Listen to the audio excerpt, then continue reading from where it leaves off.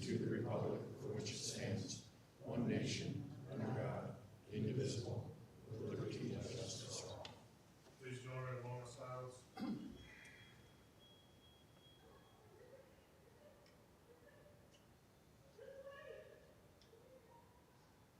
you very much. Please be seated. Remember to silence your cell phones if you have them. First item on the agenda is approval of the agenda. I'll move it. Second. Second by Taylor. All those in favor say aye. Aye. Opposed say nay. Passes 5-0. Items 2 through 8 constitute a consent agenda of routine action items to be considered by one motion. Items pass unanimously unless a separate vote is requested by a board member.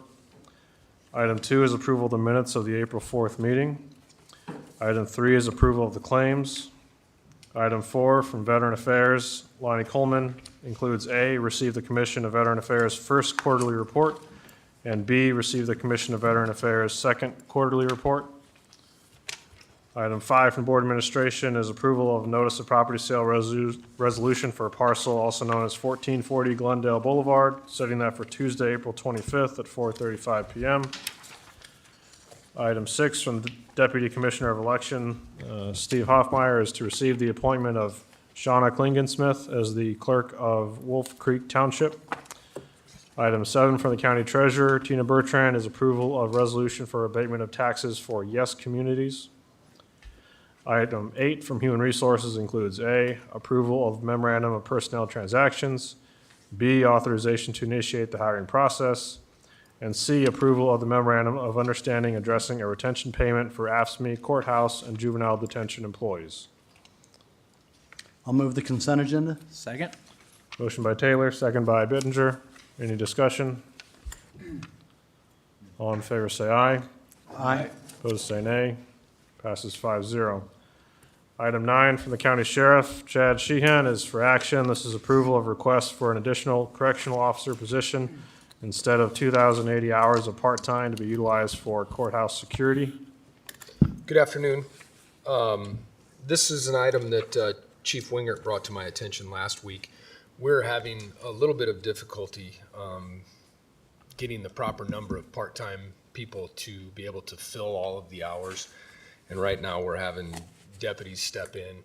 We haven't started the full-time deputy position yet. The plan is probably maybe August we'll do that. But in the meantime, what we were hoping that we could do is it's line item, the line item amount is $125,000. The chief reached out to Melissa last week. The benefits package for correctional officers $75,105. That leaves a balance of I guess I don't have that number here. But if we still used 50 hours of part-time employees at approximately $22 an hour, that totals $57,200 for a total of $132,305, which is a grand total difference of $7,305 extra in that line item budget. That's what we're asking to do, is to add that full-time correctional position. That way we'd have a full-time correctional officer there, full-time deputy there, and then 20,080 hours of part-time employee to fill that third slot. 2,080. Or what did I say? 20,000. 2,080, yes. That'd be a lot of part-time work. So it's just basically having a different pay class, full-time. Yeah, instead of, right now we have two part-time, well, we have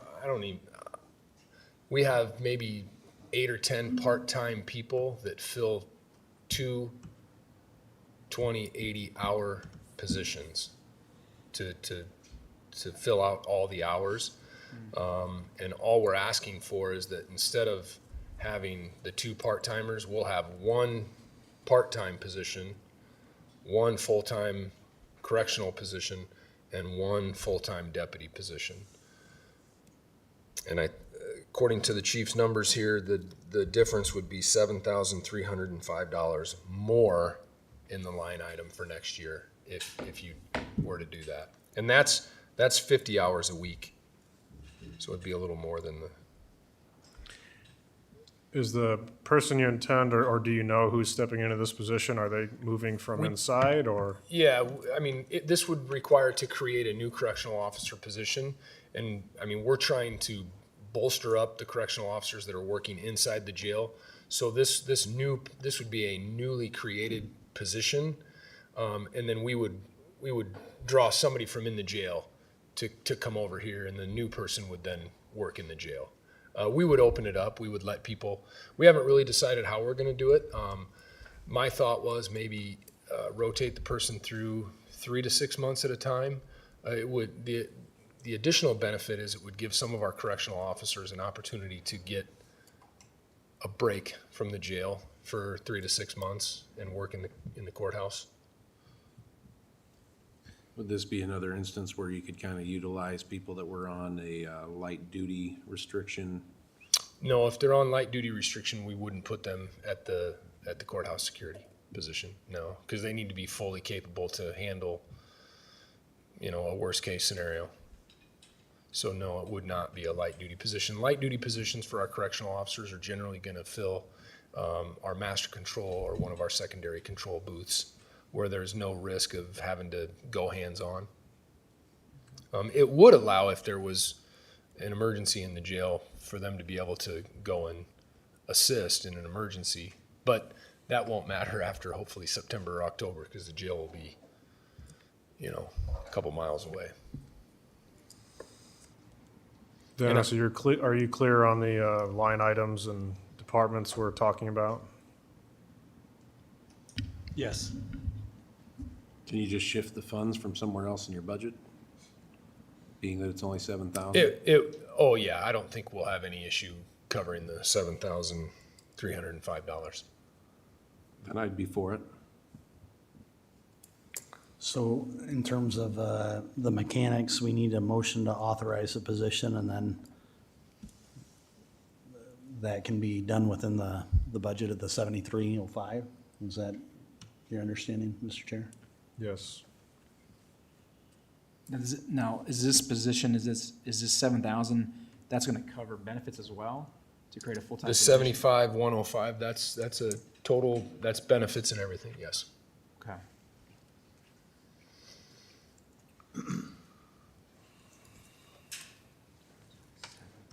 I'll make the motion then. I'll second. Is the motion to add one full-time correctional officer and delete one part-time? Correct. So it's two things you're doing here. part-time, two part-time, because. You're eliminating two part-time? Yeah, you're eliminating 2,080 hours of part-time. Yeah, so again, this is where it kind of gets hairy, because there are multiple part-time people under the courthouse security, but basically we'll be eliminating 2,080 hours of part-time work. Yeah. I would rather, and I know it could be found within the budget, but because it's such a nominal amount, could we just vote to increase that from 125,000 to 132,305? And then reduce the hours by 2,080 and authorize the additional position? I think that would be the cleanest, it seems to me. I just don't want a situation where we But go if back a you're year from now and try to parse what was the intent of the board, and was it this, was it that? It seems like authorizing the position, eliminating this much part-time, and then increasing the budget to what it's actually going to be would be the cleanest intent of the board. For this year and next year? Well, this is only to take effect July 1. Okay, so For it'll the- affect next year? Yeah. Yeah. Yes. Would you be amenable to that? I don't know that it's any cleaner one way or the other if you ask him to use funds from within his budget, or if you're gonna increase it from somewhere else, or take it from reserves, or. I just want to make sure that we're, as we're talking about 8 part-timers and, that it doesn't get convoluted. Well, it's just reducing 2,080 hours of part-time. Okay. And they're the schedulers of that, and, like you said, you don't have a full slate of part-time employees right now, right? No. So- And that's why we're making this request, is because it's easier to fill a full-time position for us. Well, if you're finding two people that work 10 hours a week and one that does 20 hours a week, that's three people being replaced by one that gets 40 or, whatever the hours work out to be. It's easier to it's certainly easier to manage from an administrative standpoint, the full-timer than the multiple Dennis? part-timers. As far as budgeting, will this force an amendment then? Yes, next year's, because you're not gonna start until July 1st, so it'll be next year's budget to amend the budget. And that could be seen, down the road here, April or May. Jennifer over in the sheriff's office does go through all the payroll to see if there needs to be shifting of line items and things like that. So it could balance out possibly through vacancies maybe, or the worst case scenario would be amendment 7,500. Yeah, I mean, if you look at historically what the sheriff's office has given back just because of turnover, $7,300 is not, I don't want to say never, but it would be highly unlikely we would need a budget amendment to come back and ask for $7,300. Now, this is just an area that always causes a lot of confusion. Sure. When we go through budgeting, trying to just figure out how many bodies are there, what Sure. they're gonna do. No, and I understand exactly what Supervisor Taylor's saying, just for the sake of, then it's clearly defined, it's definitive, it's black and white. There's no need for interpretation down the road. I understand that. Okay, thank you. Yep. But we do amendments all at the same time, usually. Do them in May. Yeah, We have to do them by May 31st by law. right. So these would be this would be done, if necessary, in May of 2020. Be 24. Yeah. So do I hear that your motion is to authorize an additional position and reduce 2,080 hours of part-time Correct. work within that budget? Does that work for Naroon? Yes. Then I will re-second the motion that he's made. That's a 20-second. Twice moved by Radig and twice seconded by Taylor. Just a future favor for you or Tony, whoever is helping out with this. If the financial impact is not zero, work it out for us on paper, because we're going through this and having to jot a lot of things down, and it's Yes, helpful. I saw the back paperwork, and the reason that if he would have kept the part-time people at 40 hours a week, it would have been a net impact, a net increase, zero. But he bumped it to 50 hours to cover special events like Tuesday courthouse meetings, if there's other things on the weekends, RAGBRAI, those types of things. So that's why after he submitted it, he increased it from 40 to 50 hours for the part-time. So I do apologize, but that's why the increase. Any other discussion? All those in favor say aye. Aye. Opposed say nay. Passes 5-0. Thank you. Thank you. Item 10 from Planning and Zoning, Director Dan Priestley is for action. This is approval of the application and authorize the chairman to sign the board's scoring and recommendation letter to the Iowa Department of Natural Resources for the Creasy Site Confinement Feeding Operation. Yes, Supervisors, good afternoon. Dan Priestley, Zoning Coordinator. The applicant desires to add a new 2,400 head deep swine finisher as an expansion to an existing swine confinement facility. The animal confinement operation after construction of this new facility would be 1,900 animal units or 4,800 head swine finisher. Staff worked with DNR at a site visit on April 29th, measured the matrix and sees the matrix as recommended to be approved, basically. So. I'll move it. Motion by Radig, second by Nelson. All those in favor say aye. Aye. Opposed say nay. Passes 5-0. Thank you. Item 11 from Secondary Roads, County Engineer Mark Nara, includes for action A, approval of resolution for the annual weed destruction order.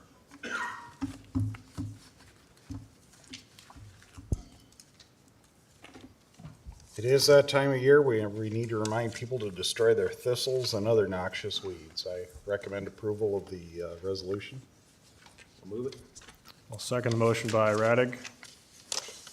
Any discussion? One of these years, the weeds are going to obey the order. But, We can only hope. all those in favor say aye. Aye. Opposed, say nay. Passes 5-0. Next item is the approval of the fiscal year 2024 Iowa DOT budget. The numbers are normally right in line with what we have at the county, but this year we've had to make a couple of adjustments that are reflected in the DOT budget that I still have to work with Dennis on as you guys do your final budget here April 30. So I've got a couple of expenditure changes. One of those is the addition of federal aid funds at $1.2 million. What we've done is, due to the effects of inflation, we are, and I'll talk about this in the program, we've had to adjust how we're funding some bridges. And we're able, thanks to the new infrastructure program, we're getting about an additional 50% per year toward bridges. So one of the ones that we're moving from locally funded to federal aid is in this year's program. It's the bridge on Hancock Avenue, U-138, and it's currently under design. So that's a 1.2 million in, 1.2 million out. They're 100% funded for local bridges under the new bill. Other than that, this is probably our lowest construction expenditures in quite a few years that are proposed because with the effects of inflation, cost of diesel fuel, and how that's reflected with the gravel road improvement program, I'm having to keep more money in maintenance over the next couple of years. And we're going to have to emphasize construction a little less. And again, I'll talk about that some more with the program discussion that'll be following. So when Mark, on a technicality, when you introduced the item, you said it was approval of the Iowa DOT budget, but it's our secondary roads budget for the Iowa DOT? Yes, Yeah. secondary roads budget for the Iowa DOT. I will move it. Motion by Raddick, second by Nelson. All those in favor say aye. Aye. Opposed, say nay. Passes 5-0. Item C is approval of the FY 2024 Woodbury County Secondary Road Department 5-year construction program. And essentially, last year's 5-year program became a 6-year program. And we've had to shuffle projects throughout this as we were discussing. 2 local bridges are swapped over to federal aid so that we'll be moving what we had planned to fund locally over to federal aid. Again, that's 100% federal aid funding on local bridges, so that is somewhat helpful. One of the things to take into account in this new program is that we did get money through the city of Pearson to do a corporate line bridge on the east side of town. We call it Minnesota Avenue. It escapes me what they call their street. But that bridge received 100% funding from Iowa DOT.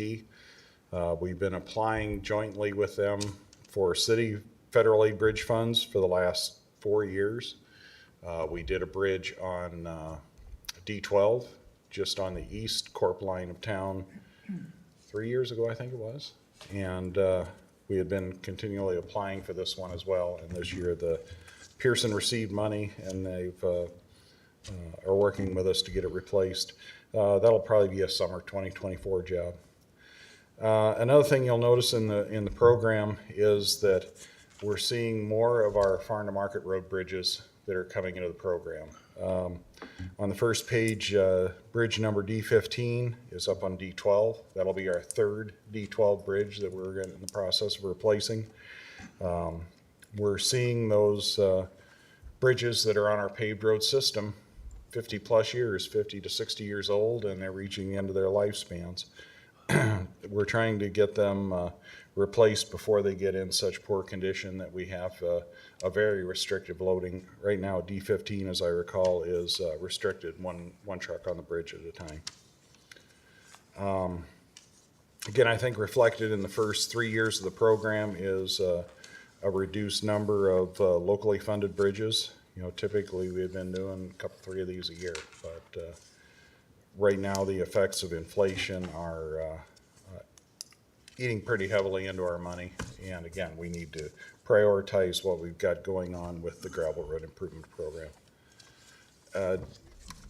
Does the board have any questions? When was that, Elk Creek, Southern Hills, Christie Road roundabout? That was gonna start this summer? Those are not in the program Oh, they're not. because those are funded through your capital projects, not through the secondary road fund. The current project on Elk Creek Road in front of the subdivision is now under construction. Work started yesterday. That work will be completed, they're estimating near the end of June. The project with the roundabout is currently under design. Our consultant has got the right-of-way plats ready for my review, and I'm hoping to get to that this week. Yeah, cause you still have to acquire right away and everything. Yes, right-of-way does have to be required on that project. There's a little bit needed at the roundabout, and then some temporary easement that's going to be needed to get the folks back on the old Lakeport dead end in and out. Where that kind of comes to a triangle on the west side of the road, we need a gap across there to allow traffic to get in and out while the roundabout is under construction. Mr. Taylor? Mark, sorry to be far afield from your actual agenda item, but what is your estimate of when that will potentially start, and how long would that project take, the roundabout I'm referring to? We're probably looking about this time next year for a letting. Okay. And then how long would it be under construction potentially? Best estimate? Best estimate's going to be in the 90 to 120 day period because there is pretty extensive grading on the road, not necessarily in the roundabout, but farther to the east as we go around the curve to meet the subdivision streets. So Okay. Thank I'm you. guessing 12 to 16 week project once we have everything ready to go for letting. I'll move item C. I'll second the motion by Raddick. I was just gonna say that there's quite a few bridges on this list that are in dire need, so it's nice to see some of them in the program. You know, that Minnesota Ave Bridge outside of Pearson, that there's gonna be a lot of happy folks in that neck of the woods. And 120th Street, 180th Street, 150th, those are all, yeah. So it's nice to see those in the program finally, Yeah. so. Well, a couple of them have been working their way through and we keep having to sidestep a little bit, but yeah, they are, we hope to see those projects moving forward. Dennis reminded me that the interchange budgeting is in here. Fiscal year 2025 shows the acquisition of the right-of-way at $2 million. Fiscal year 2026 is the year where we're programming the actual construction of the interchange to begin. So that's 26 million there, though. It looks like a huge program when you throw that interchange in. And while that isn't secondary road money as such, it is, it will end up being run through our budget, so. And just for those who are listening at home, that's being funded by taxpayer increment financing. Tax increment financing is funding the bonds for 10 years. Okay, thank you.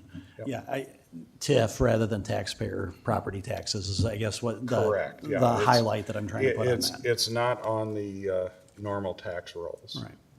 It Thank is based on the growing Woodbury County Urban Renewal District. Yeah. Thank you. Hearing no other discussion, all those in favor say aye. Aye. Opposed say nay. Passes 5-0. Item D is receive bids for project number parent E66 and return them to the county engineer for review. Ben's passing around bid tabulations for the board. We have 3 bids. In the last DOT letting, there were counties that didn't get any bids on bridge projects, so we should feel very fortunate that we've got Western Iowa bridge contractors who are looking for work. First one is from Cunningham Rees of Van Meter, Iowa.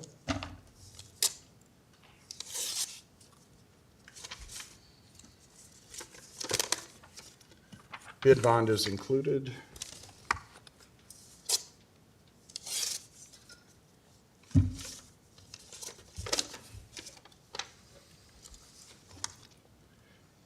Total bid price, $853,021. 853,021.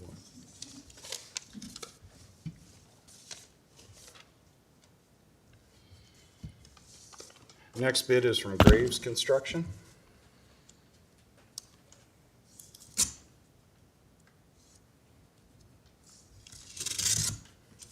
This bridge is on 120th Street, just for the board's information. It's been closed for about 2 years because of substructure failure. Total bid price, $831,422.75. 831,422.75. And the final bid is from Dixon Construction.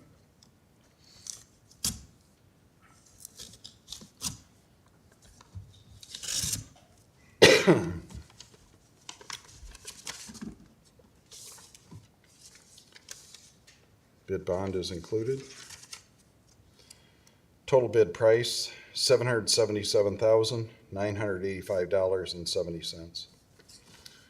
I'd request that the board receive the bids and allow us time to evaluate the project. I'll move to receive. Second the motion by Raddick. Discussion. All those in favor say aye. Aye. Opposed say nay. Passes 5-0. As you can see, we were the low bidder. Prices on things are going up faster than we can track. Our bridge that was let at DOT at the end of March was above estimate as well. So I'm hoping at some point in time we're going to catch up to inflation again. But I need to do some evaluation on this one. So thank you. Thank you. Did we vote? Just to be safe, all those in favor say aye. Aye. Opposed say nay. Passes 5-0. Item 12 from Building Services, Director Kenny Schmitz. For action is approval of 28th Street Fiber Optic Infrastructure and Law Enforcement Center Fiber Services Agreement. Kenny Schmitz, Building Services Director. The agreement you're seeing today is pretty much a culmination of about 2 years' worth of work. Although I said originally, and still like to say, and when we begin the meetings, I want nothing to do with fiber optics, here I am with an agreement today. It wasn't my ballpark, and my ballpark is being filled up with more things that I am aware of and know how they operate now, so I guess expanding my horizons hasn't hurt anything. But originally, we started this off looking for someone to partner with the county for the installation of fiber optics down 28th Street and up to the new Justice Center. We sent out RFPs. Glenn Sedovey at the time helped us write an RFP and send it out. We did not get anyone who was interested in partnering with us. Those responding said that there wasn't enough payback to get their costs input, to recover their costs inputs on that. So our next thing was to, the county went ahead and installed the fiber ourselves. We did a contract and got that installed. After that installation, it's a county-owned entity. Therefore, when you own an infrastructure like that, you're responsible for that infrastructure, which means now we have to maintain it. And that includes doing things like locates. If somebody else might be interested in tying into that system and or doing any work around that system, we are responsible for those locates. Obviously, we don't have anybody staffed who can do something like that. So that was part of an RFP process we sent out for vendors. The other part of that was we need someone to provide services to our new Justice Center. Services such as telephones, internet services and communications. And so we went through that process after working with several entities to find out what their actual needs were. And by entities, I mean the sheriff's office, the state judicial system, which has some special requirements, inmate visitation and detention needs. So all those things we had to bring into play to find out who can best bring the services that we need and how they would get there. So throughout these meetings, we did have input. We had John Malloy and WCICC with us, and tried to determine what our best path forward would be. We decided the agreement before you today with Fibercom would be the best agreement. I'm going to ask John if he would to come up and say a few words, and also we have some representatives from Fibercom if you have any questions for them. John Malloy, IT. First of all, I want to compliment Kenny and Shane from the Baker Group on the effort they went through to get to this point. Totally support going with Fibercom. They've been a great partner with IT for 20 plus years. So they go above and beyond for us in the past, and I foresee that going for that in the future with the county. So totally supportive of what is being proposed in this agreement. So as part of that, there are some good faith partnerships that take place. One I can point out is Fibercom last week, I believe it was last week, notified us of someone wanting a locate on 28th Street. Oh, bang, here we go. So how do we do a locate on 28th Street? So we asked Fibercom to do that for us. They agreed that they would do that without an agreement, and are taking care of that for us. Also, our agreements, and I'll let Jeff speak to this if he'll come up, somewhat reflects other agreements that Fibercom currently has with the city of Sioux City and their fiber structure. Jeff Zizda with Fibercom. Yes, we've got a 20-plus year history of working with public and private funds.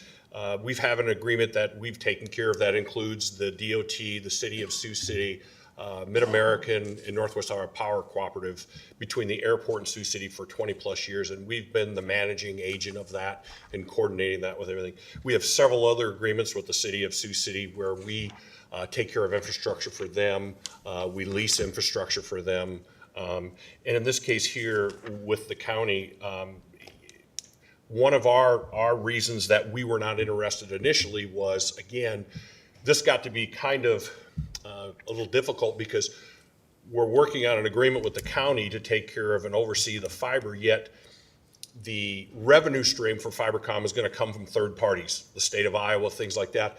And trying to secure that is difficult when we don't have the infrastructure in place. So what the agreement basically does is like what we've done with other things, where we're going to in trade for what we call dark fibers, fiber strands that are in I believe it's a 48 count fiber. So those other fibers will be available for others. There's other duct space that'll be available for others. And we're just going to utilize that to get connectivity from Lewis Boulevard to the LEC, and hopefully, and Bo Streck here, our business development director, has been working with some different entities that we're getting requests for quotes, whether it's the ICN, state of Iowa, things like that. We have not secured those yet. So signing this agreement, we're signing to help the county with something, but not sure we're going to have any revenues coming back. So, questions? Appreciate it. Yep. Thank you. Jeff did a good job of describing that. One thing this agreement doesn't do, it takes us up to 28th Street to the Justice Center entrance. What it doesn't do is take us from the 28th Street entrance into the Justice Center itself. That'll be a separate agreement, an agreement that will almost, not quite, but almost totally mirror this agreement that will be brought before the authority on Friday.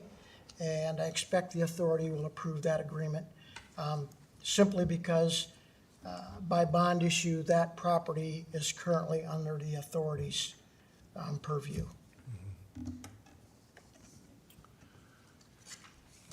Any questions? Just wanted to thank Fibercom for working with us on everything here, and, you know, I've been on the council and had agreements with you there, and I think you guys have been a great partner for, you know, the taxpayers in Woodbury County and Sioux City, and just appreciate that. Thank you. Thank you for your work as well, Kenny. Thank you. I'd move approval of the 28th Street Fiber Optic Infrastructure and Law Enforcement Center Fiber Services Agreement. I'll second the motion by Taylor. All those in favor say aye. Aye. Opposed say nay. Passes 5-0.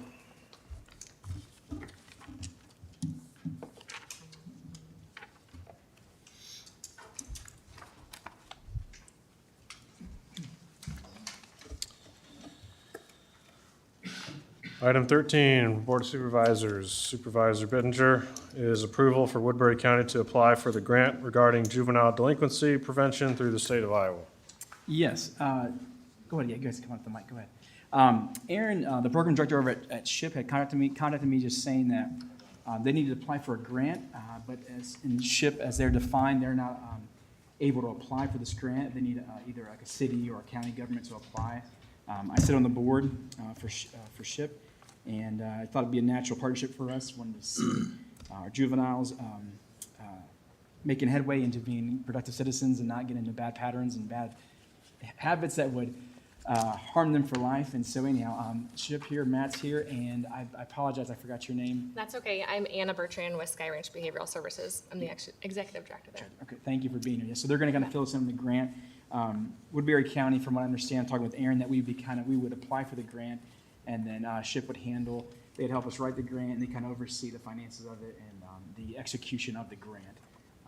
This would not require the five of us to go out and do anything, but we just would be the government agency applying for the grant. So Yep. Go ahead, if you can fill us in with Yeah, anything. you did a great job explaining it so far. I'll just expand on there for a little bit. So we've actually secured a grant writer. SHIP is Sky Ranch's fiscal agent and employer of record. Between SHIP and Sky Ranch, we've got decades of experience administering federal grants, state grants, local grants.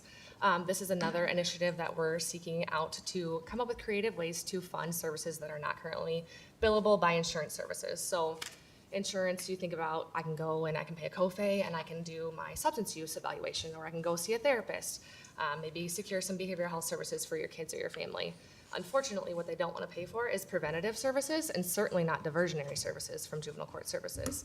Unfortunately, what we've seen is a huge increase in vaping specifically, but low-level criminal offenses from juveniles that are swarming and overwhelming our juvenile justice system.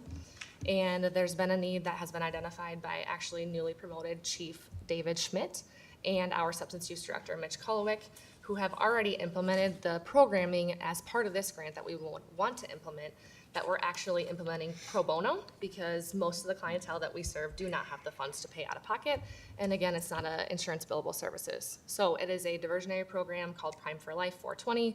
And the main initiative right now for what we've already implemented is for diversion for vaping specifically and other substance use. Matt and I met with the school district a couple of weeks ago, and Jim Vanderloo has agreed that they will partner on any grant opportunities that can help this issue in the schools, because it's pervasive and overwhelming and they don't have the staff or qualified staff really to implement substance use services. Unfortunately, they don't fit the bill for being a lead applicant. So it would be structured as Woodbury County would be the sponsoring lead applicant, SHIP would be the fiscal agent, and then Sky Ranch would be implementing the terms of the grant. Any questions? Thank you for your presentation. What would be required ongoing for Woodbury County? Would this be a funded position? And then after the termination of, let's say, 2 or 3 years, after the grant dollars go away, then what? So I think it's very laudable, and work with a lot of youth that pre-diversion would be certainly something that would help. Yeah. But just wondering, how the mechanics work for us as the governmental agency that takes the lead. Sure, understandable. So we would want to partner with, you have to have an Iowa Grants login. So whoever that representative would be with the county, we would work closely with because there has to be data that's reported. We have implemented federal grants historically, so we've got data evaluators that we put out RFPs for that we consistently contract with. This grant starts July 1st, and it's 2 full years plus a half a year, so it ends in December of 2025. So it would be decently close collaboration with whoever would be responsible if you guys already provide that for the grant writing for Woodbury County. But other than that, there's not a lot because we take over implementation. So quarterly data reports would be the most regular or consistent thing. Okay, and then would the funds be used for a salaried position or to program costs at large? It would be to supplement current positions and personnel. So we would potentially look at hiring on an additional contracted position for this potentially, but otherwise it would be to utilize our substance use director and what he's already offering to get reimbursed for those services. So, Okay, and so then after 2 years, there would be no obligation by the county to say, you've made this commitment, this is No, just to no. be the lead sponsor and. Yep. Yeah, this would provide the opportunity to really provide more of a robust service, but we're constantly looking for grants that would fulfill this opportunity for a longevity stance, if that makes sense. Okay, So, yeah. sure. And then because you mentioned data and input, what kind of data would that person be needing to collect, and how would our county staff, I'm not sure if someone would volunteer to do that, but I think we could potentially, you would be Yes. bringing that to us, and Yes. it'd be easy to input Yep. for somebody on county staff essentially, Yep, who we coordinate with the county for logging in, we would be able to grasp whatever the data evaluation needs to be reported. So there'll be performance measures that are pretty clearly laid out. What they're gonna wanna know is how many kids have you served, what demographics do they come from, what race they are, ethnicity, those types of things that we already collect as an agency.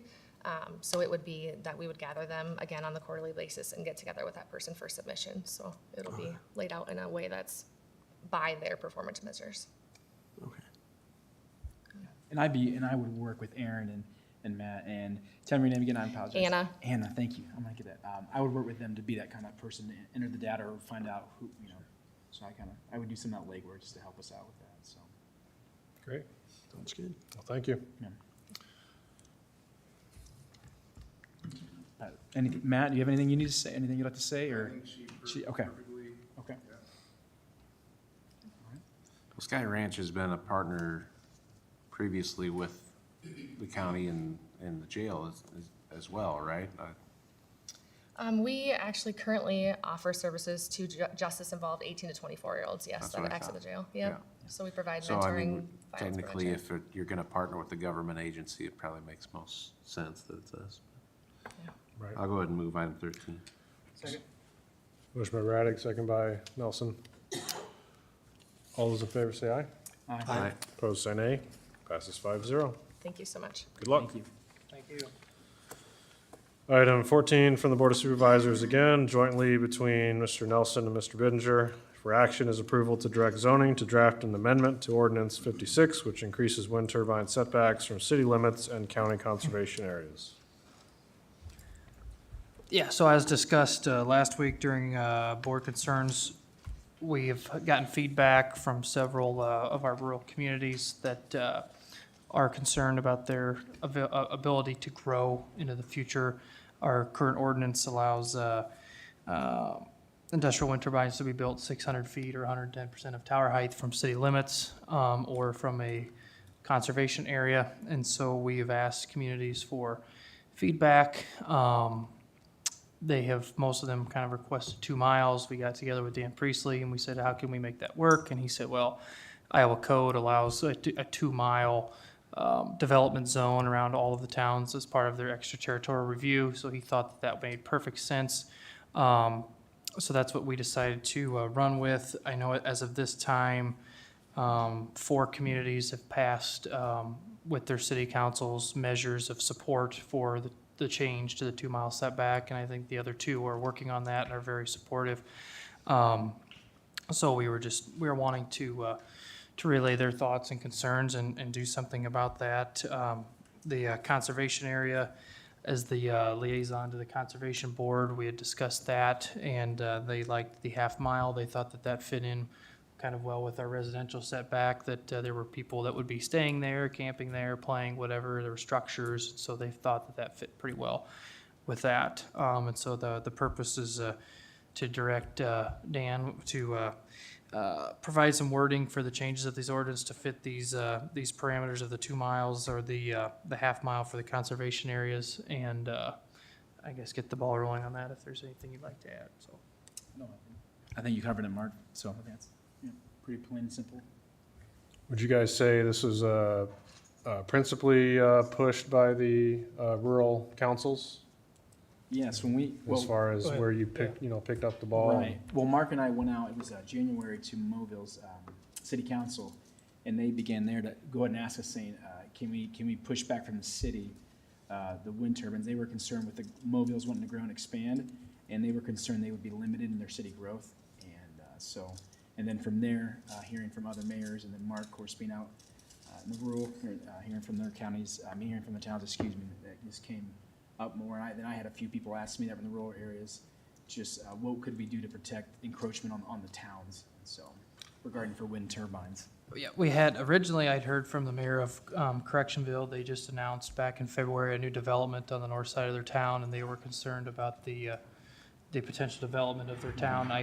I didn't know that at the time that there was a 600-foot setback for city limits, or that was in the ordinance. And so when I looked that up for her, then her and I had a discussion, so I knew that she was at least cognizant, worried about it. And then when Dan and I were invited out to the Mobile City Council meeting by Mayor Jim Fisher, it came up there.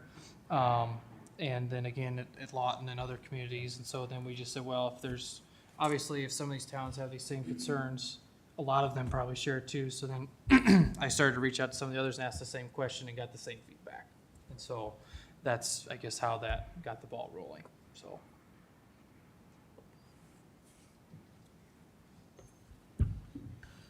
So this is basically approval to go ahead with a 3-reading process for an ordinance amendment. Yes. Does this direct zoning to draft that amendment, or does that actually start? This would have to come back from zoning first, is that correct, or? I would think so. Yeah, we're just directing Dan to draft the amendment to those two items, those two subsets of ordinance 56.6.1, and then we would start to post it and then have the three public hearings, correct?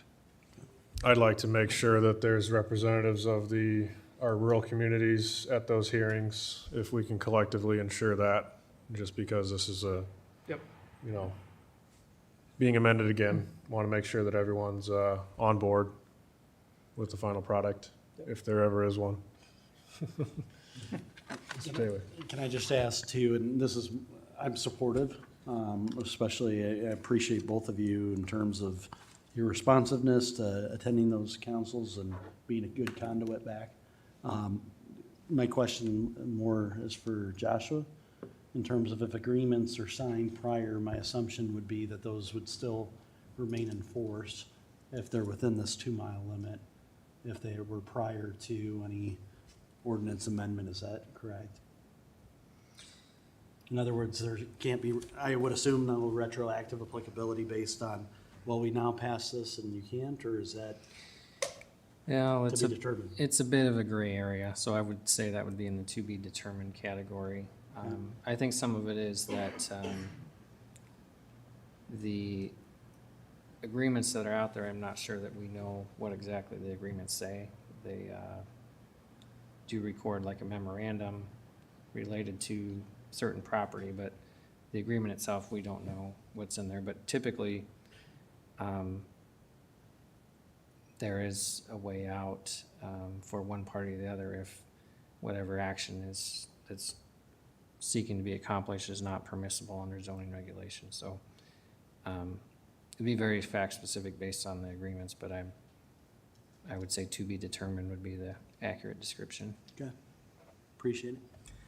Yeah, and we had, I had asked some of those city officials that had passed motions with their city councils asking for the setback to send the minutes to either me or Dan Priestley. We're going to record, document that, as well as a motion by the conservation board for the setback. So, and a lot of them were were very supportive of coming to a meeting and explaining why. We've got several towns that are working on development plans right now that have either purchased property or working on purchasing property for housing developments. And so that's kind of where, I know with Mobile, they're working on, they showed us they had a pretty big project that they got in the works. And so, yeah, we're just wanting to protect their development Yeah. potential. I'm just trying to put on the hat of if somebody out there, 2 miles is a pretty big, and I'm, again, supportive, but I just Yeah. want to make sure if people have signed agreements, if they know that this affects them, and they say, well, is this, have the foresight, just curious in terms of that.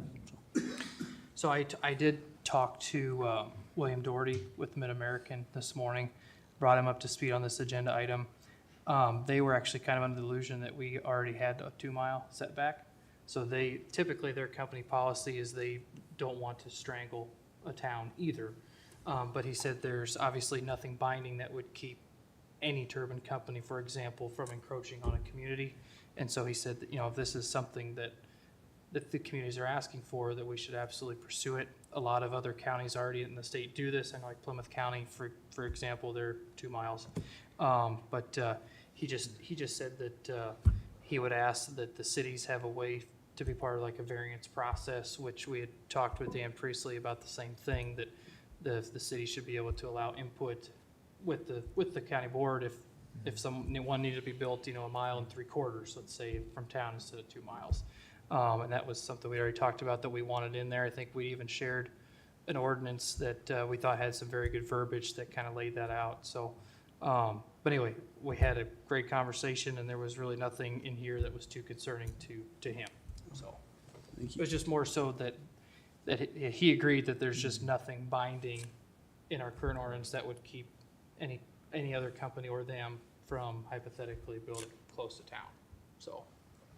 One thing that I would say, our current definition of occupied structure would include a residence in a city, and I think that it's 2,500 feet from a residence, so Sure. You wouldn't necessarily have a residence out to the edge of a city boundary, but in most cases, my guess is that they wouldn't be able to go anywhere close to the 600 feet based even on our existing ordinance. Yeah.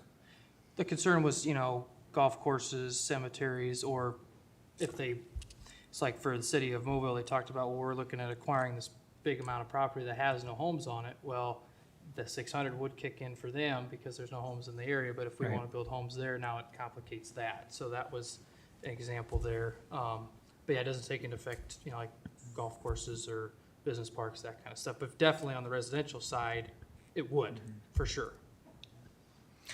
And I only brought that up to, the process to amend the zoning ordinance takes some time, and so there is some protection there in the meantime while that's being worked out as far as that 2,500 feet from an occupied residence is there. Yep.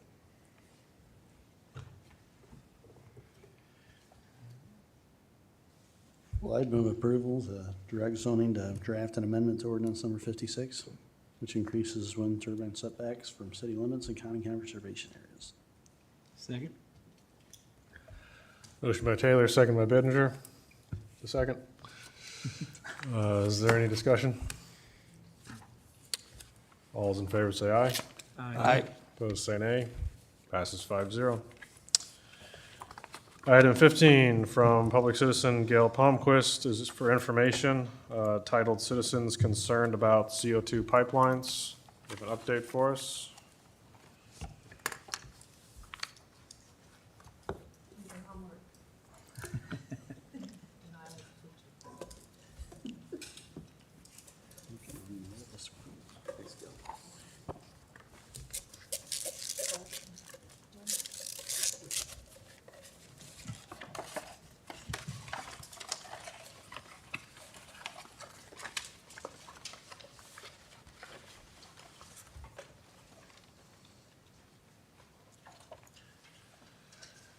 Gail, is there anything else you're going to give us? We need to receive this into the record. No, that's it. I'll move to receive this. Second. Oh, Linda, after these, we,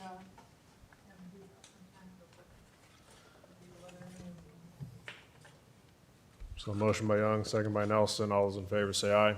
Aye. Opposed say nay. Passes 5-0. The same one from before? Yeah, it's the same. Oh, I think I got you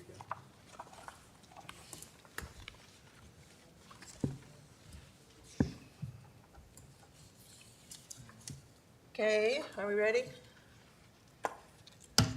First of all, I'd like to thank Matt especially, because I think you did a lot of work for the roundtable last week, and it was interesting, to say the least.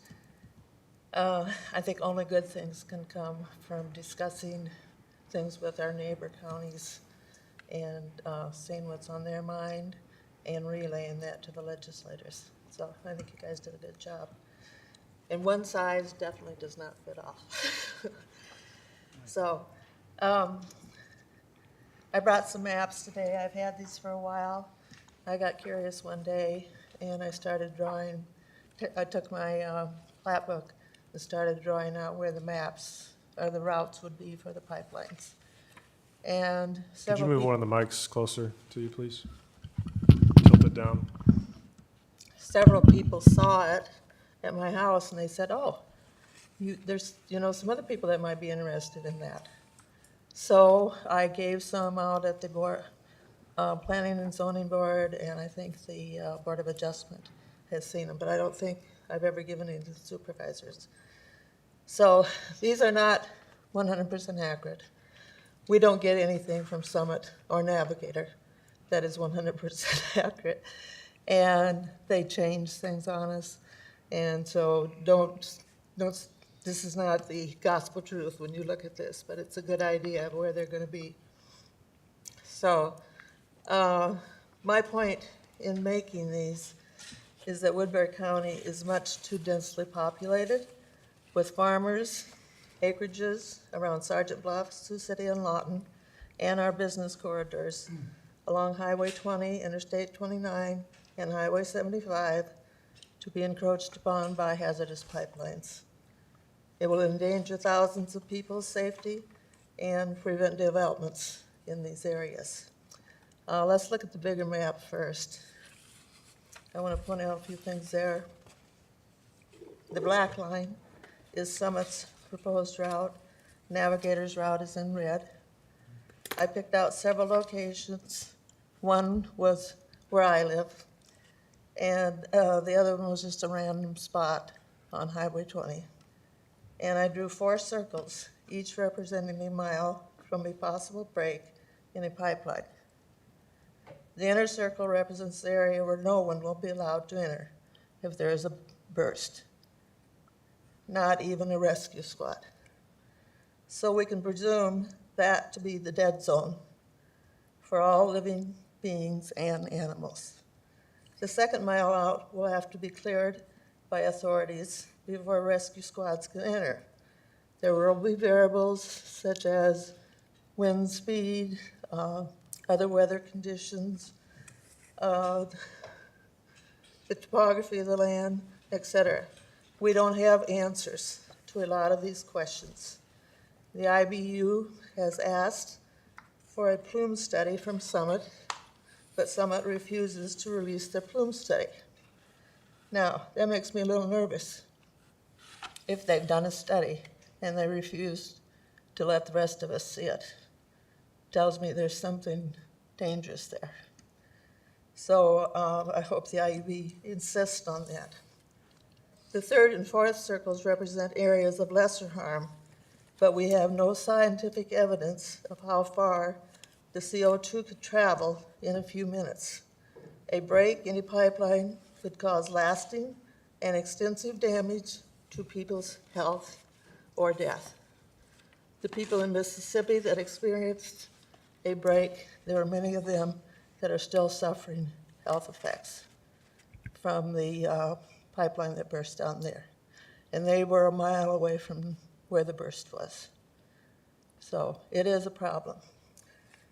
I want to point out a couple sections as examples of densely populated areas. In Concord Township, if you can find Concord, sections 22, 23, 24, 27, and 26, I think. And in Woodbury Township, look at sections 33 and 34. And there are other areas too that are just as bad and just as close.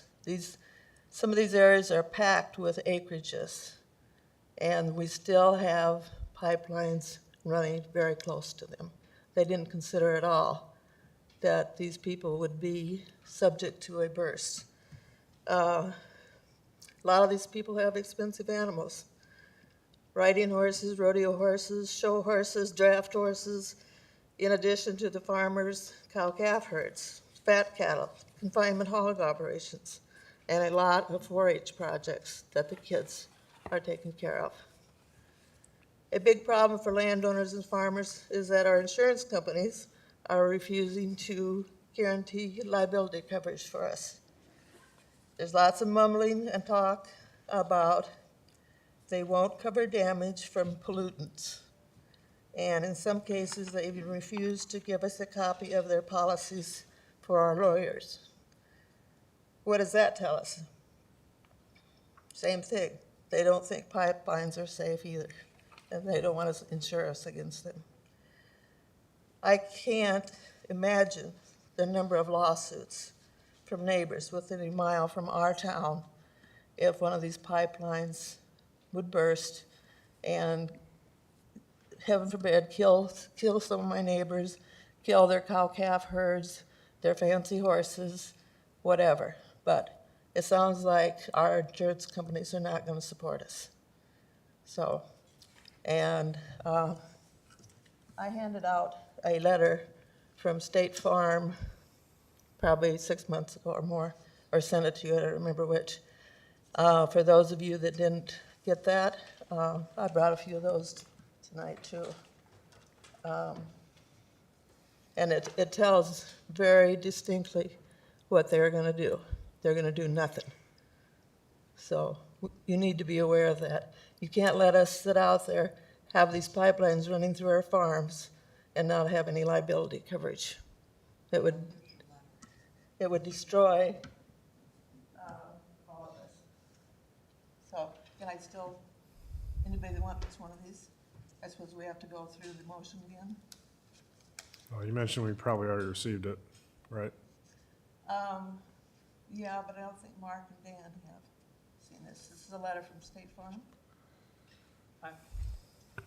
I've seen that before. You've seen that? Yes, Okay, I have. Dan, have you seen it?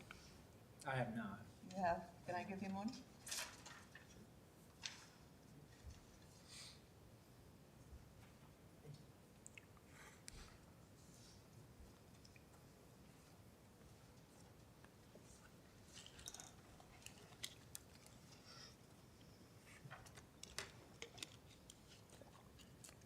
We could lose our livelihood, our inheritance, everything. My family's farm has been in our family, my husband's family, since 1887. And if somebody cared to sue us, we would lose all that. So you don't ever have enough money for damages, for health and death and those sorts of things. So it would not be a good thing. Another problem on the horizon is who will own these pipelines in 10 to 20 years? I don't know if anybody has discussed that or not. I have read that China owns 10% of the Summit shares now. South Korea is also an investor, as are some Arab countries. Do we want one of our enemies, namely China, to be in control of pipelines that go through the Midwest? They already own a lot of land up around the sequestration area in North Dakota. And if someone decides to sell this pipeline to them, they would have control of that also. So I think that's something that we need to consider. There are many other potential problems. I'm not going to go hash over all of them tonight. The pipelines are a bad idea. They're not for the common good. They will drain our federal budget, and we will pay for that through our taxes. They won't solve the carbon dioxide problem, and they will cause multiple problems for the landowners and the tenants, cities, schools, and counties. We don't even have an ethanol plant in Woodbury County. But yeah, we are going to suffer from having the pipelines go through our land. And I don't know, maybe Doyle has more information on this, if CF Industries is going to join Summit or Navigator or not, or if anybody else knows it or not. I missed I'm sorry, I missed the last part. What were the last couple sentences regarding CF? I was asking if anybody knew if CF Industries has agreed to sign up with either Navigator or Summit. If that's why, well, we'll get to Doyle's information, I guess, later. But they are in the Port Neal area, right? CF Industries? Yeah. Now, I have called them multiple times, asked them if they had signed up, and I just get referred to the next person, and it goes on and on. And Legally, they have no requirement to tell us unless it's a recorded document. Yeah, and I, as far as this board, I'll just speak for myself. I have no knowledge of whether CF has or has not done anything. so who would be able to find out that information if someone won't give it to us? I don't know that legally, and I would look down to the left, that there's a requirement of a private company that's entered into an agreement with another private company to disclose that at this point. But again, I'm not an attorney. You're talking about if they're along the route of the proposed pipeline, or if there's some sort of agreement If they've entered outside into, of that. if they have entered into an agreement to take their byproducts through the pipeline. I don't think we have any way of forcing them to divulge that. Okay, on the maps that I saw, it doesn't show a pipeline going down that area. They're close, but they haven't gone directly into that area. So, but I'm just wondering if that's in the future too. There's a lot of manufacturing and industry that use carbon dioxide and even in Sioux City, and right now a lot of that's being trucked in on tanks every day. And so in my opinion, if a carbon or a CO2 pipeline is gonna be running right through that Port Neal area, my guess is a lot of those industries that are probably already buying, CO2 that are coming on truck are probably gonna direct pipe it off of the pipeline. They're probably not at liberty to tell us, their business dealings, but I would just assume that for them, it'd be probably more reliable and safer to try to get it out of a pipeline than out of a truck, so. But I do know that there are industries in the area that are using CO2 every day for whatever it is that they're doing. And it doesn't have to be piped to North Dakota to have a use. Yeah. We have a Yes. use for it right here. For sure. Yeah, that's another one of my pet peeves is, why are we sending it clear to North Dakota? So,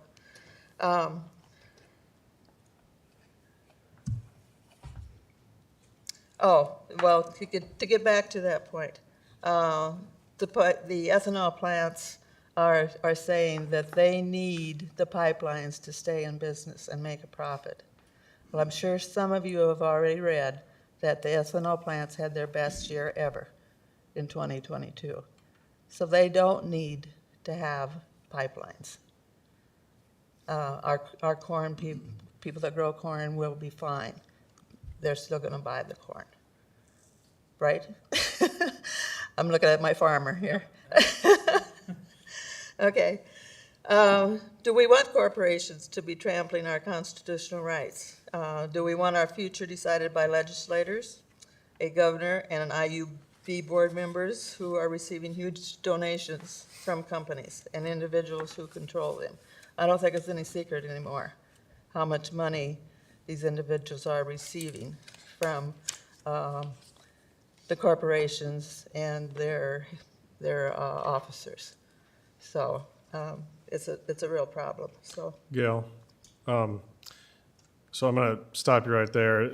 Is there any actionable request you have of this board, because, we are the choir up here, and we've definitely relayed these concerns, and we receive reasons to be opposed every single day. And so, you've had 15 minutes, and we have some diagrams to look at, but is there any, I would ask that Woodbury County intervenes in the hearings and has a legal representative. okay. That's Well, in October. seems to tie in with our next item. Yes. Is that correct? Yes, I think it will. Okay. I'm not sure what Doyle's going to speak about, but yeah, we need Okay. that. Well, we appreciate your advocacy, and we are on the same page. I don't know what more information we can really receive that would really change how we feel about the project and eminent domain, so. Well, I'll tell you, our governor ignores this. The Senate won't pass bills out of committee that we want, and we have you guys left. That's our last hope, is to get some county help with this, to protect our farms and our lives. So, Okay, thank you. thank you. Oh, I didn't explain this map. Can I do that quickly? There was an article in Sioux City Journal a few days ago about the highway. Highway 20 is being redone outside of Sioux City. And I drive that road quite often. So I was curious as to how many businesses there are in the, from the outskirts of Sioux City to Lawton. So that's what this is. And I named them all and put them in their township Yep. that they belonged in. We see that. Thank you. Item 16 from another citizen, Doyle Turner, is 4 action items, starting with A, approval of staff or retained legal counsel to file a petition to intervene with the Iowa Utilities Board to consider Woodbury County separately and individually in regards to eminent domain requests by all proposed CO2 pipelines. Doyle? Doyle Turner, 2738 200th Street, Mobile. Essentially what I'm looking at here is if you look at Iowa case study, especially with Putney versus IUB, the main emphasis in this is in order for a business to get eminent domain, they must, the process that they are trying to get it for must be necessary and convenient. I want to thank Gail for the time that she spent putting those maps together, because I think if you look at the maps, there is nothing convenient to Woodbury County about the way these proposed pipelines will strangle our 2 largest communities in our county. It'll just basically stop the growth for Sioux City and Sergeant Bluff, because the only 2 directions they can currently grow is to the south and east. And these pipelines just completely head right where the cities need to go. As far as necessary, I apologize that I emailed the chairman and the board a letter of intent from Carbon Sink Incorporated, signed by Randy Roy. I sent that to you as soon as I got it.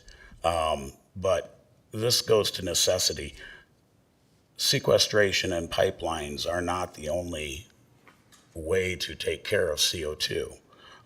There is a really good tried and true process. It's the Fisher-Tropsch process of making methanol from CO2. And what I am proposing is that we ask the IUB to separate the Woodbury County from the rest of the counties and from everybody else, because Woodbury County, from what I can tell, is the only county that is truly only going to handle out-of-state CO2. The only CO2 that will go through these proposed lines in Woodbury County are from Nebraska. So what I am proposing is, if Carbon Sink or any other company is willing to build a plant in Port Neal, that we are asking the IUB to consider that the eminent domain is not necessary or it's not convenient for Woodbury County and doesn't meet the bar for that company to get eminent domain past Port Neal.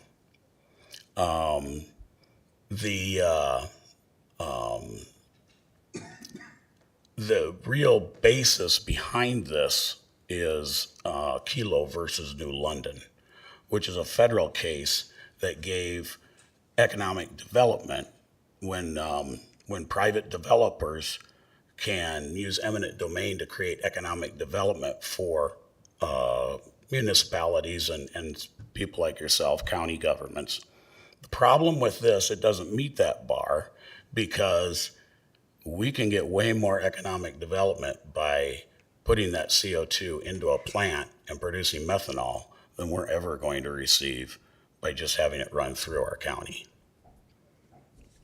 So I'm asking that you would look to either hire legal counsel or use staff to pursue legal avenues at the IUB and possibly even, I firmly believe it doesn't matter what the IUB decides. Everything is going to end up in a courtroom.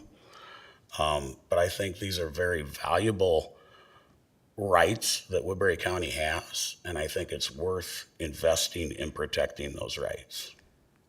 Do you have any questions? So just for the good of the public, so I can understand it as the simplest guy here and then everybody else will. So you're saying that if it traverses through Nebraska and ends up in Port Neal, rather than coming through Woodbury County and affecting everybody else in these populated areas, that we could prove and have standing before the IUB to say there's greater economic development by this letter of intent for a proposed methanol plant, and the greater economic development isn't through what's being proposed here. Correct. And so therefore, that whole argument as far as eminent domain should be obviated, rendered null and void, and they shouldn't have the basis to gain more easements. Correct. Is that kind of a simple person's understanding of what you're proposing? Exactly.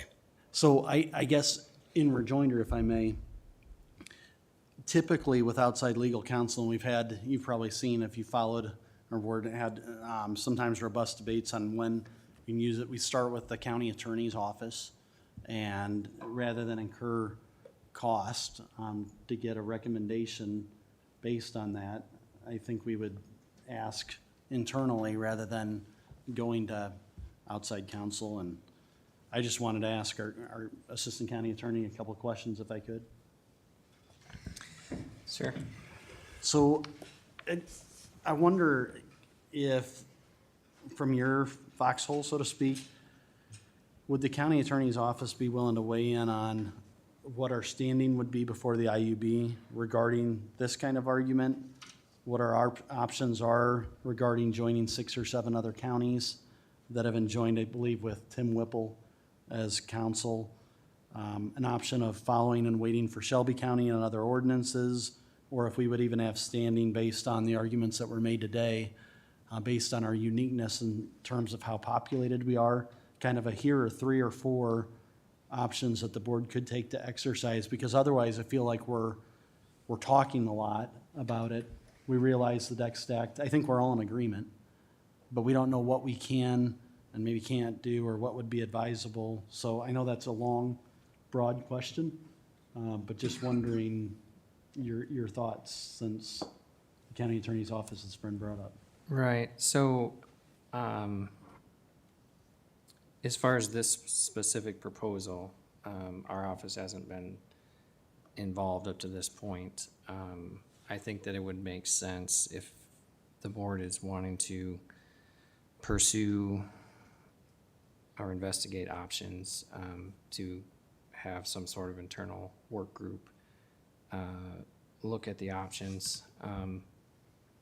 As you referenced, there are some counties, a handful of counties that have intervened in the IUB action, and I think that they're all being represented by the same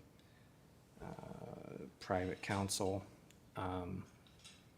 So if, to the extent that the interests of the various counties would all coincide, then that makes sense. If it's something where it's a separate argument, that may or may not make sense from a, and obviously, Mr. Loomis would have to weigh in as far as his opinion of our level of staffing and expertise as far as taking on something like this. It is a very specific and nuanced and technical area of the law. So I personally would be hesitant to undertake it as far as just my limited knowledge on it. And I know that all the other attorneys involved with it are probably making $500 an hour and experts in the field. And I don't know that asking the county attorney's office to wade into those waters would be a prudent, I guess. But I mean, we could look at all of that, and again, I think some sort of work group might be appropriate to maybe come back with a recommendation or just say, hey, these are what the options are. I do know that there's kind of a preliminary schedule that's been set by the IUB as far as how they see things playing out. And I believe in that schedule, the deadline to intervene is in July. So there's a little bit of time, but if there's any desire of the board to do that, it is probably something that should be talked about sooner rather than later. I guess from my perspective, I would like to see us move forward, at least with having some recommendations, whether it's, you know, this is what the other counties have done, and if you believe your interests are enjoined with these 6 or 7, here's, you know, the person and costs, and it seems like this is the kind of high treetops level overview without, you know, doing a 500-page analysis internally, which we acknowledge would be difficult, to say the least. But I feel like if there's 6 or 7 other counties at this point that are willing to have the financial resources, and we're probably times 10 or 15 the financial resources that we, I believe, owe it to our landowners to potentially take a next step forward. I'm not suggesting what that is exactly, whether it's this. Understandable. But I think we need to at least explore at the very least, and would ask if that's something that we might have some options from the county attorney's office back on what 2 or 3 or 4 actions may be. Perhaps the attorney's office could make contact with this firm that's representing the counties and at least see if there's a common interest. Maybe that could be a recommendation. There is a common interest or there is not. I did talk to Mr. Whipple. He did not see a potential conflict of interest, even though our case would be unique to the claims that the other that the other counties are making. He did mention that the other counties would have to approve Woodbury County joining that effort. But he left it open as a very possible, doable thing. So I think about all this, you know, as far as the county's role, you know, obviously I think we should intervene and make the case just on our citizens' behalf that this is not a time to use eminent domain. You can make the argument that it is not a utility. Yes. Because that's really the route they're going. They're not using Kilo versus New London economic development. They're using this as a utility public good. So that's the route they've chosen to go, and that's why it's going before the Iowa Utilities Board. And The utility, you are correct. They are looking at it as a utility, but they are also, the public good portion is, does come out of Kilo versus, well, and Kilo Putney. was the first time they used economic reasons as Right. public good. Yes. And really, the worst case ever decided, I think, by the Supreme Court. But basically, so we have a say as a county in this process if we intervene. So that's step 1. I think step 2 is we maybe do go back and look at the setbacks, because if the legislature does change and allow us to have our own setbacks in place, we would want to have those in effect beforehand. So to me, those are the only two things I think we can do as action as a county. And again, I'm not an attorney and it's not my forte, so if the board chooses to ask, you know, the county attorney for his opinion on it, I don't think that's an incorrect move. I'm not saying it isn't. I don't think the Kilo case is gonna be in effect. I think this is a utility case, and that's what they've made it. So it's a matter of going before the Iowa Utilities Board and saying that we don't feel, as a private company, that this is right, that they should be able to pay for the land in willing agreements, and move forward from there, because I think that puts a lot of pressure on the Iowa Utilities Board if all these counties do intervene and say, we don't agree, you know, it's gonna be a lot harder for them to make that choice. Putney versus IUB is kind of the Iowa Supreme Court's version of Kilo. It's where they actually defined how far they were going to go with Kilo, because the Kilo decision allowed the lower courts to do that. I was trying to find that case, so I don't know if, I couldn't find it when I searched for it, so I don't know if one of the names is wrong or misspelled. Maybe I misspelled it. Could be. It's, I'll get with you on that. Okay. So Because that you I can looked do at more Putney, and research. the only case I could find was where Putney was the hospital taking land, so. No, and Putney actually lost that case with XL Pipeline. And the main thing was there was not a better alternative than that pipeline. It was an oil pipeline, and there was nobody putting oil or taking oil in Iowa, so they were considered a common carrier.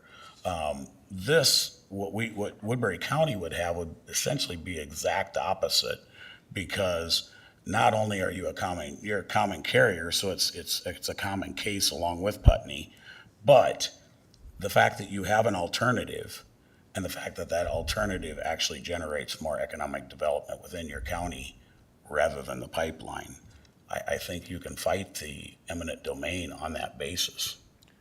So to add to your point, Keith, a couple weeks ago when Vicki Holz was up here and we talked, you asked us what we could do. I said that joining, or changing some setbacks or changing some safety requirements to end up in a court battle like Shelby County or Story County have doesn't make any sense, because if those counties are gonna win those cases, they're gonna win on merit, not because all these other counties are suing them also, right? Right. But we have a unique opportunity here where none of the other counties can be involved on these grounds, but we can.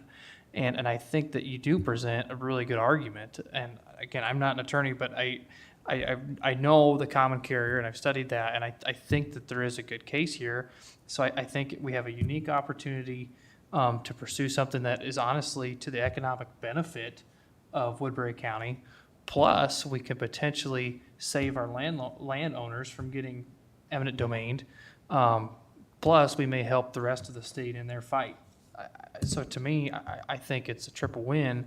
Who we use for legal counsel, I guess would love a recommendation from the attorney's office, but I agree with you, Keith. I think that we have an opportunity to draw the line, but do it in a way that we're not just piling on to some of these other cases that may not win. We're taking our own route. And maybe if we win and it doesn't help everybody else, then I guess that's unfortunate for them, but at the end of the day, we're responsible for the landowners and taxpayers of Woodbury County, so. But I think it could help everybody else. No, I think so too. If they don't get through Woodbury County, they could be in trouble. Well, that's where they're using the utility argument and not an economic development argument. So if we went there to argue an economic development argument, we're gonna lose. That's what I'm saying. Well, I strongly disagree with you there. Yeah. Yeah. If you look at Putney, it definitely refers to the economic side of it.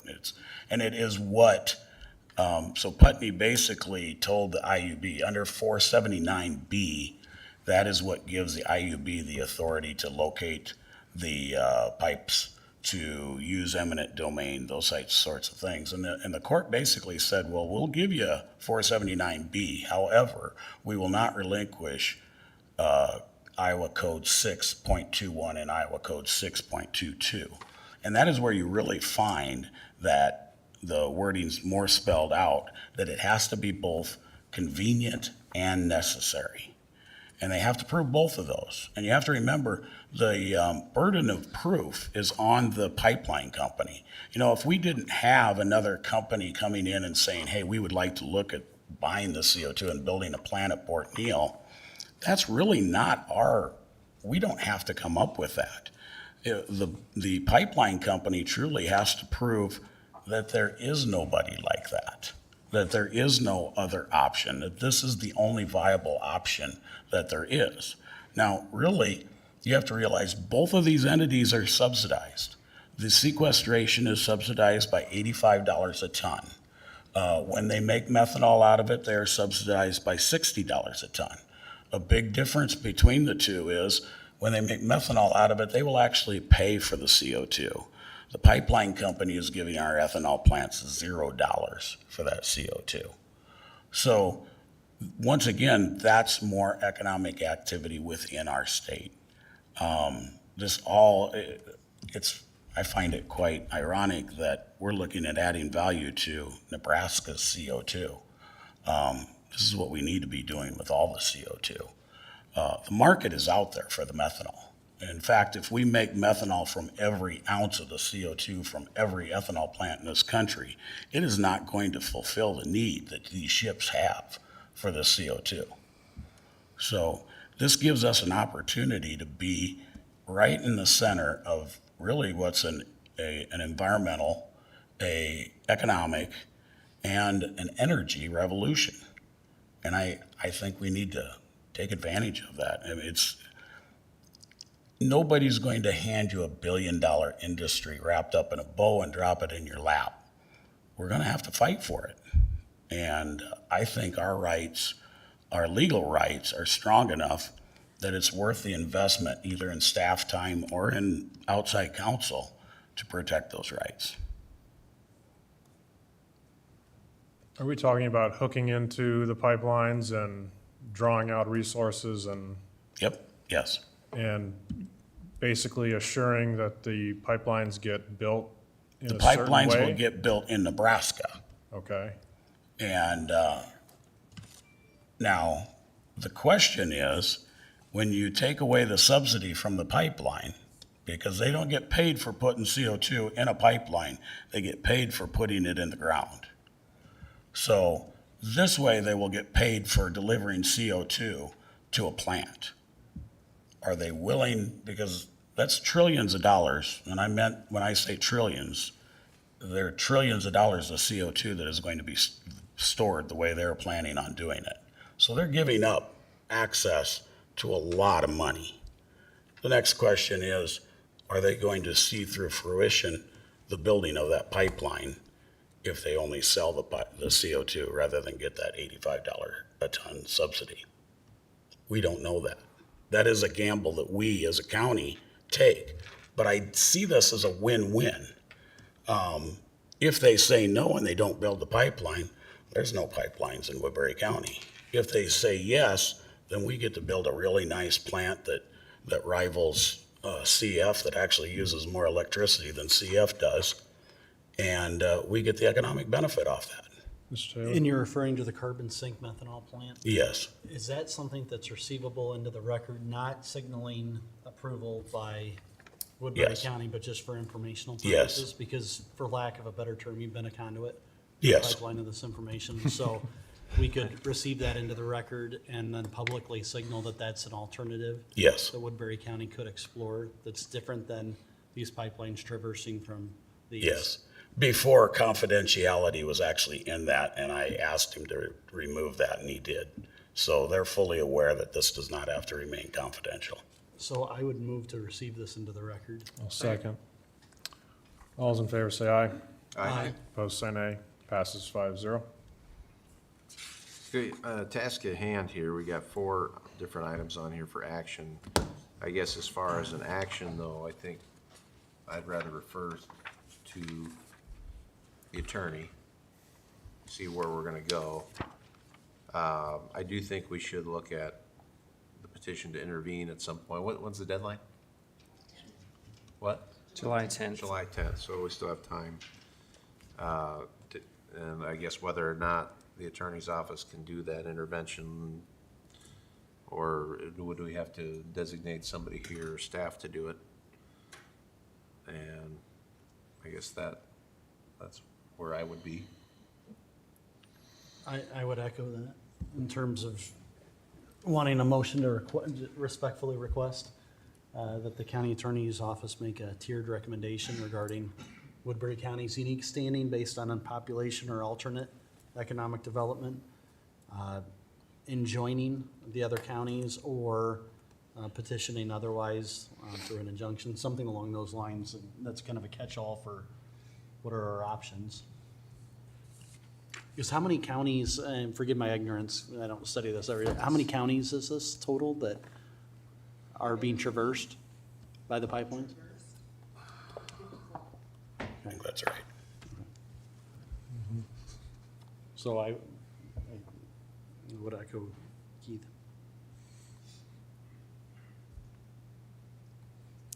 Did you So make that motion? So I would make a motion to request that the county attorney's office make a tiered recommendation regarding Woodbury County's unique standing on a population or alternate economic development basis, and provide potential options for the Board of Supervisors on this issue. Is that general enough? Sure, and I'll second that as of course, it's a request. Right. And he's an independently elected official Absolutely. that can do whatever he wants, but Right. please and thank you, maybe. Yeah. That's why I said respect. Sure. That's my respectful second.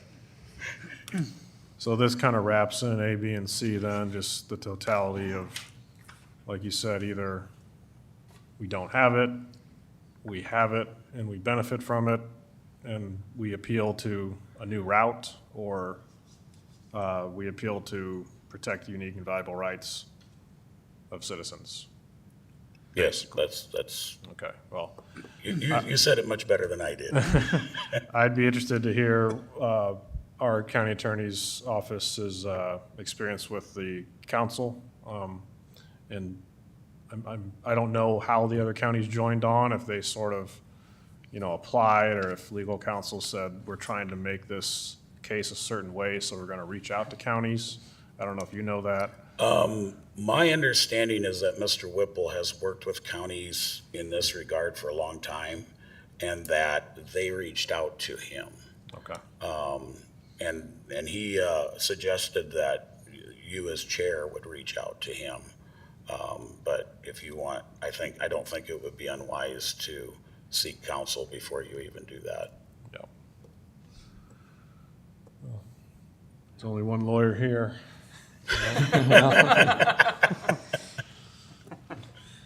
You can be a conduit to an entire legal office. Granted, they deal with felonies more often, but. Well, yeah, and, I mean, you will note that tonight, I have basically refrained from commenting on my view on, any of the merits of what's being proposed here. And I think that typically when we're talking about potential litigation or litigation strategy and things like that, that would be confidential between the board and the county attorney's office. So whatever we come back with, I Anticipate a closed session. could be a closed session, or at least a confidential memo would be my guess. And then to what the board wants to do with it from that point would be up to the board. Understood. I would like to add that I did not share anything that I wrote with Carbon Sync. However, they are fully aware of the legal theory behind it. And I do know from what they have said that their legal counsel has looked at the theory. And that's partly why you have a letter of intent in front of you, that they feel the theory is sound. Could we get their legal counsel in touch with our county attorney's office as well? I can try that.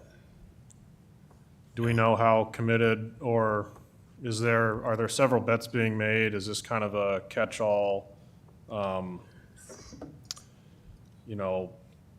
piece of, I guess, like ammunition for several jurisdictions to oppose the pipeline, or is the Port Neal area, is that the place where this, Well, or is it that's depending kind of upon the route? That's kind of or- an interesting story because this is what I originally contacted them with, I don't know how many months ago, that Port Neal was the place to build this. And at that time, they were looking at more going directly to individual ethanol plants.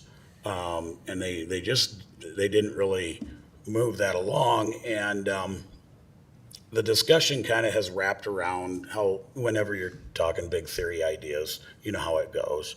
And then Port Neal came up again, and they did not realize the amount of electric capacity Port Neal had, or that it had access to the river. It also had rail. It has everything they need. I mean, a big part of the sale here is the attributes that Port Neal has to offer.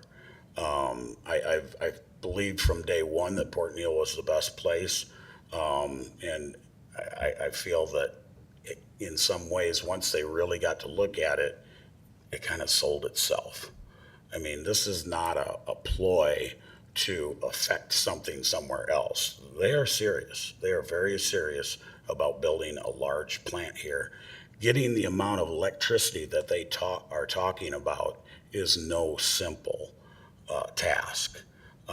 Most of your methanol plants are in the Houston area, where they make the methanol off of natural gas, and they have the large infrastructure. And when I told them how much capacity we had down there, he goes, "Why do you have so much?" And, well, there used to be 4 coal plants down there, so they had to have a lot of infrastructure. What they are talking about would pretty much take every ounce of power that Port Neal 3 and 4 will produce. So this is they would be a major customer of Mid-Americans. And they also would be a good partner. Methanol is your basic alcohol unit, and it's used in all sorts of chemical processes. The biodiesel plant buys a lot of methanol. They are interested in having somebody right next door that produces it. Paints, glue, all sorts of different industrial processes start with a lot of methanol. It's a much more traded commodity than they report that it's the 5th largest traded commodity, which blows my mind. So, I mean, the market for this is there. The thing that I think we have to remember is the CO2 coming off of these ethanol plants is 98% pure. You don't find that everywhere else. The industry standard for CO2, when they talk about other CO2 pipelines and if they burst and things, they're 10 to 12% CO2. So I think when it comes to CO2, this is the holy grail of CO2. I mean, this stuff has real value because of its purity. And it would be almost a crime to humanity to bury this in the ground and not add value to it, So. Thank you for all the information. And thank you all for continuing to fight, because I know it feels like you're up against.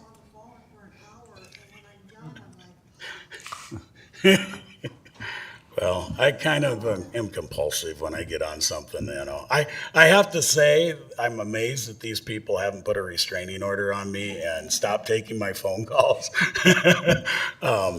In your phone, you have that most frequently contacted. Yeah, they're one of my, they knocked my sister out of her spot, so.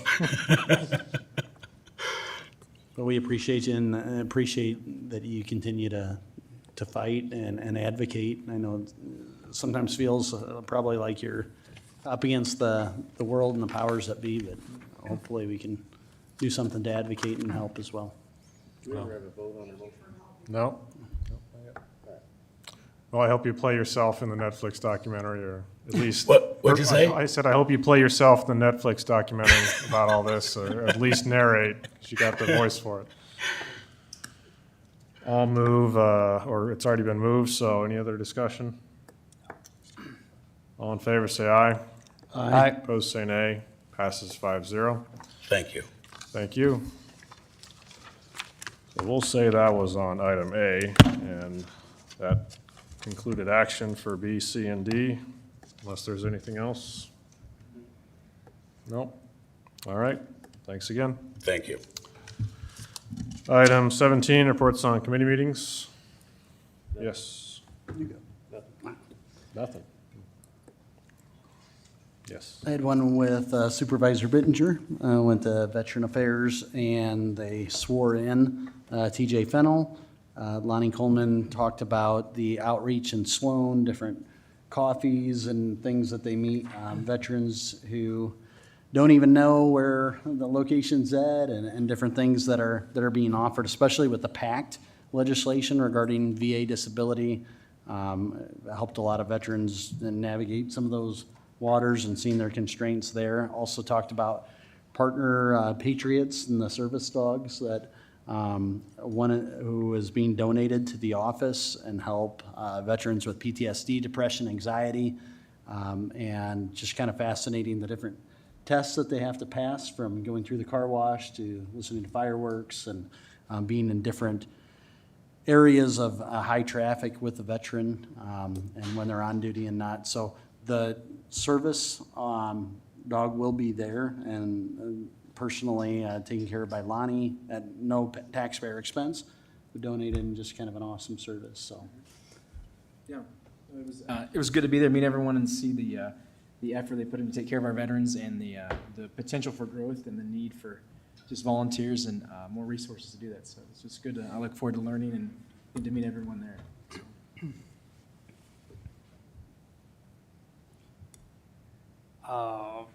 Big meeting week for me the rest of the week, so I guess I'll have more stuff for next week. But Dan Bidger and I went to the Sioux City assessor meeting last week.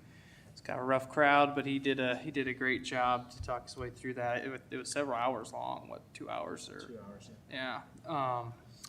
But I think there's a lot of folks frustrated, and I think when you look at the overall economy, I think a lot of these people feel like they can't afford to live in the home that they have been for a long time. And it doesn't really have anything to do with the values of their homes, but more that their take-home pay isn't growing with what all the other costs are. And so I think that's a really tough hurdle. It's nothing that maybe as a board we're going to help or be able to help, other than maybe lower the levies. But I think a lot of people are just feeling the squeeze from every angle. And there was a lot of, angered and upset folks. And I think some of them just honestly don't believe that their home is worth that much. And I think that's a lot of it too. And I think there were a few people that kind of were like, holy cats. I mean, they couldn't believe that their home that it really is worth that much. But he did a nice job despite a very big crowd. And I think things like that for the public are great, where they can come and air their grievances and ask questions. And so it was good. So. Yeah.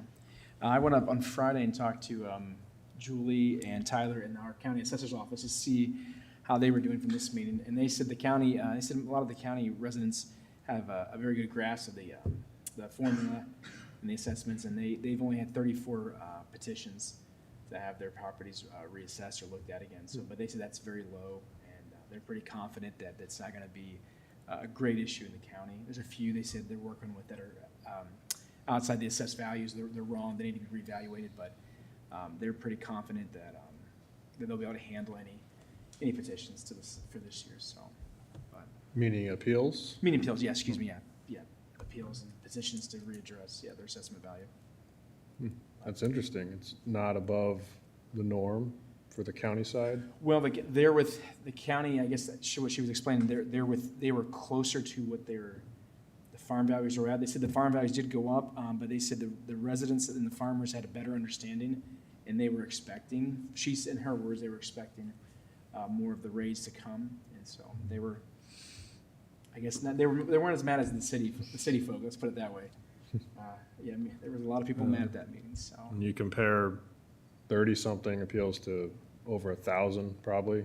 I has think been they said reported. in the meeting there had already had 250 appeals. Oh, okay. Well, as of Thursday. last Formal Thursday. filed Formal, already, okay. Yeah, filed appeals, yep. I read somewhere it was like 1,000 in the past cycle. And, yeah. May have just been inquiries. Right. He had some really interesting data on what homes have been selling for, now versus 10 years ago, and I mean, it's unbelievable. I mean, it really is, but that's where we're at. Well, for how many years have we talked about property poor Sioux City and the low values in this area? And now they've kind of jumped up to, a better, more marketable value of what property is worth in other parts of the state. As a net effect, as a homeowner, you're benefiting, because your house is worth so much more than what you paid.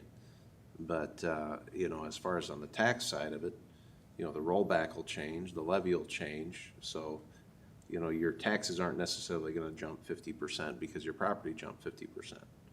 So that's one thing for people to keep in mind. And, of course, an encouragement for them to maybe stay involved or pay attention when the city, the county, and the school board all go over and through their budgets, because they got a little more skin in the game than they did last year, so. Amen to that. Yeah, I went through the numbers with Julie one day and just asked, for a county property that is raised by the average 23.5%, if all the jurisdictions kept the exact same tax rate the next year, which is an assumption, but so is everything people are worried about right now, what would that equate to in real dollars? And the answer is about 6% increase. So your house goes up almost 24%, and if all the tax rates stay the same, you'll have an increase of 6%. Of course, tax rates typically go down in times like this where values go up rapidly, so the impact is less than what a lot of people worry about. And it is on the city side. County side, they tie it to production, so they're more willing to understand the value of increased, assessments, and perhaps for landlords too, but. Yeah, understanding a formula is a big part of that. Yeah. Yeah, I mean, and that's was a lot of the confusion, was just people, didn't understand how the formula worked and, how we can make that better. I don't know, but that was a huge part of it, so. And just to segue into the roundtable we had, I don't have to tell you guys it went well because you guys are all here. But that was kind of our central message too, is, it's a complicated formula. It's all state law. And, we want to partner with the state in explaining these things and not be seen as, the bad guys when we're just enforcing state laws and rules.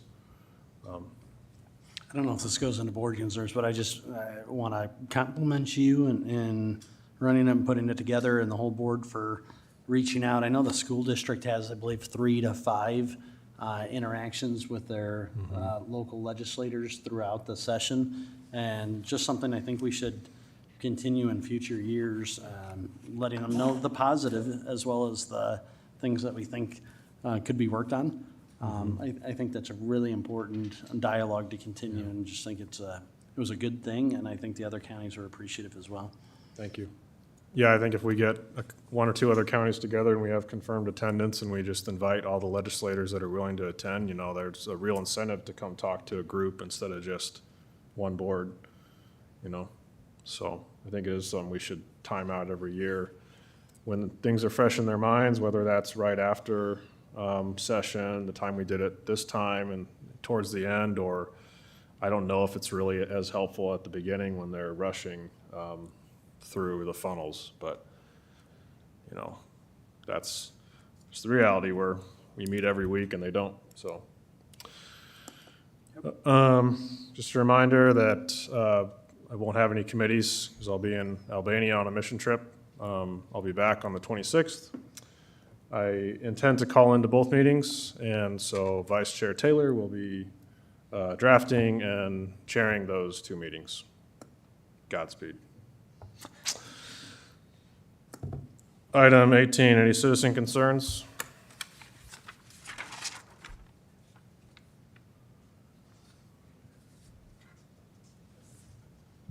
I'd just like to say thank you for that roundtable. I would have liked to have been there, but I was at a wedding out of town. But the other thing, just because you guys sleep way too well at night, I wanted to bring up, I don't know if you're aware of this, but Canada is already seeing a huge drop in housing cost. Values are projected to be between 12 and 20% this year, and with some of them thinking that we would bottom out at 30% reduction. So those types of things affect you guys directly, it affects us all, but just something for you to keep your eyes open to. And please watch the recording if you like, of the roundtable. Forgot to mention, it was recorded on YouTube, and, hour and 45 minutes of good discussion. It's already got a couple hundred at least views, so it's more than our average board meeting. But it's a useful tool. I mean, we can blast that out to state legislators that couldn't attend, or anyone really, and so. Any other citizen concerns? I'm just relieved we had mics for everybody, because that was kind of cobbled together. Translated really well for a recording, though, so appreciate everyone's work on that on short notice. Hearing no other citizen concerns, any board concerns? I was going to compliment you on the doubled citizen involvement with the agenda. I don't think we've ever had more than one citizen request an item on an agenda ever. Oh, yeah. Back-to-back citizen involvement, not something you normally see in county government. We appreciate